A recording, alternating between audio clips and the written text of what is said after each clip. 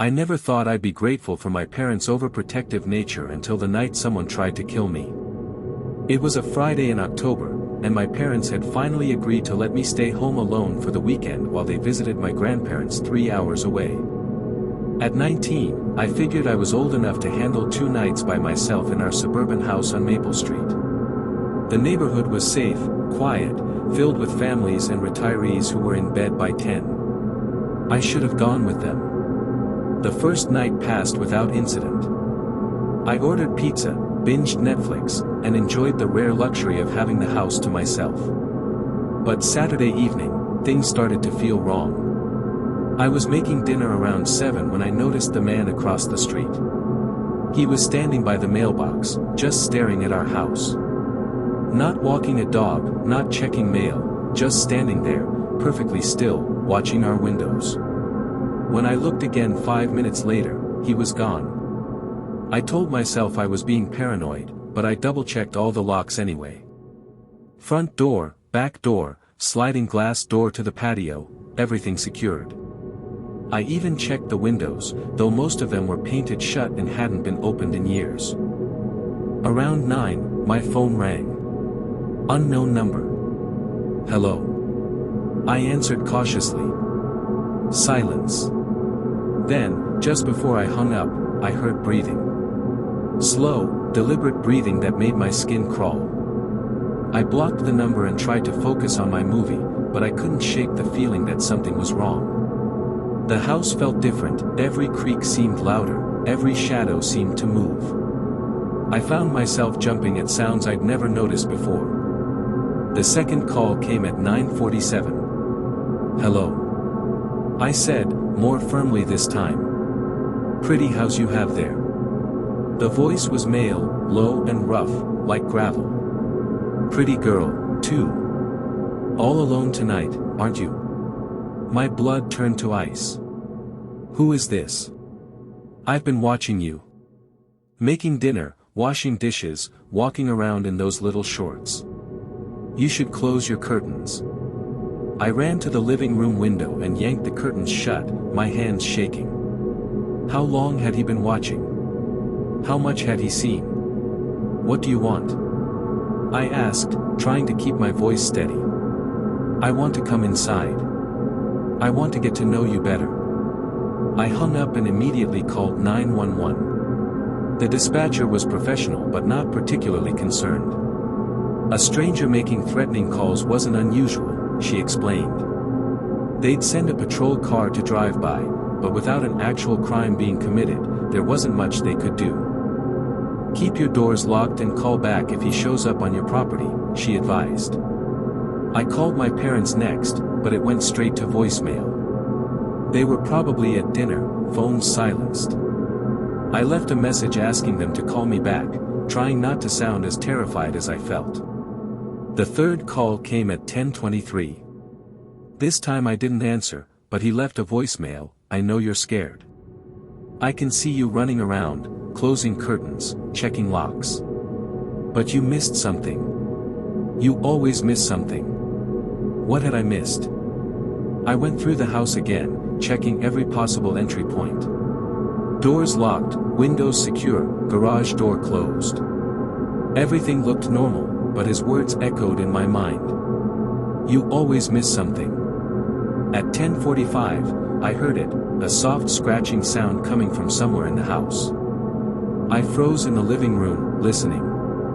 The sound was rhythmic, deliberate, like someone scratching at wood or metal. It seemed to be coming from the direction of the kitchen, but when I crept over to investigate, it stopped. My phone buzzed with a text from the unknown number. Found it. The scratching resumed, and this time I realized where it was coming from, the basement. Someone was scratching at something in the basement. But that was impossible. The basement door was locked, and the only other way in was through the outside cellar doors, which were secured with a heavy chain and padlock. Unless someone had been in the house all along.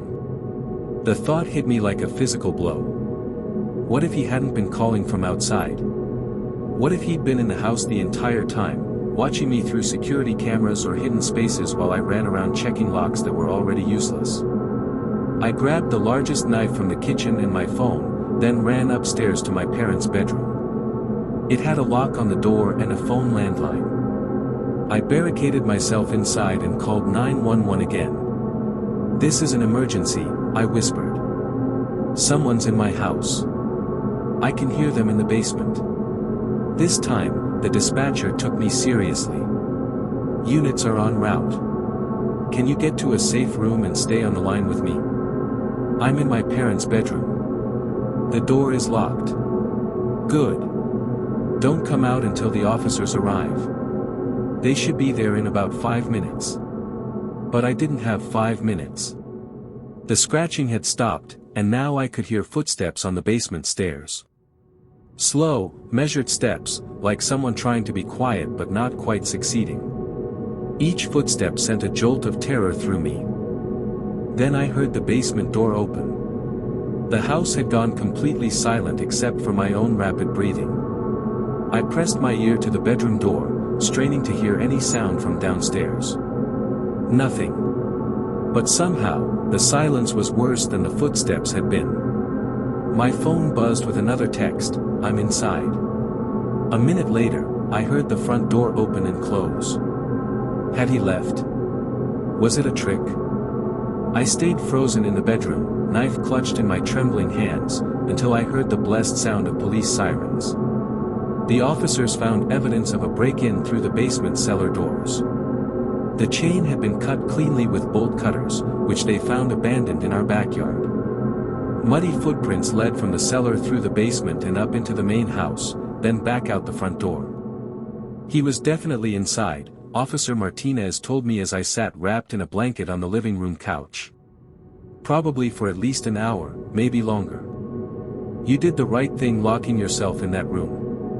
They dusted for fingerprints and found several sets on the basement door handle and the phone in the kitchen. He'd been close enough to touch the same phone I'd used to call for help. "Do you have somewhere you can stay tonight?" Officer Martinez asked. "We'll patrol the area, but I'd feel better if you weren't alone." I called my aunt, who lived 20 minutes away. She picked me up within the hour, and I didn't return to the house until my parents came home the next day.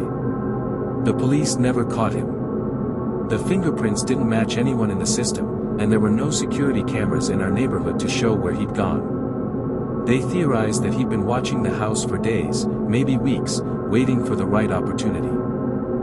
We installed a security system the following week, complete with cameras and motion sensors. I never stayed home alone again until I moved out for college. But even now, years later, I still check every lock twice before bed, and I never answer calls from unknown numbers. Because I learned something that night that I'll never forget: the scariest monsters aren't the ones hiding under your bed or in your closet. They're the ones who know how to pick locks, cut chains, and wait patiently in the dark until you're alone. They're the ones who know that no matter how careful you are, you always miss something.